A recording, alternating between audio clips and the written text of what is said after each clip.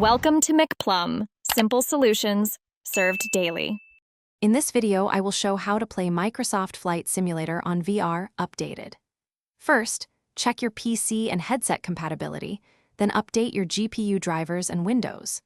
Connect your headset with the recommended cable or wireless link and set the headset as the main display. Finally, enable VR mode in the simulator settings and calibrate your controllers and tracking before you load a flight for the first time. Optimize performance to keep VR comfortable and smooth by balancing visuals with frame rate. Start by lowering render scale and using fixed foveated rendering if supported. Enable asynchronous reprojection or motion smoothing to prevent stutter during complex scenes.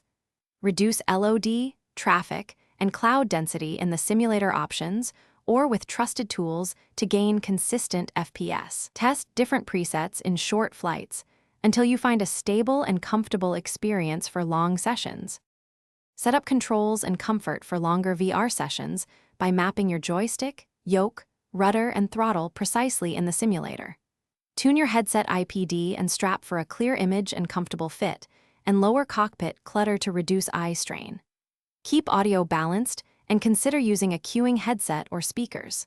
Start with shorter flights and regular breaks as you adapt to VR to avoid motion sickness and fatigue.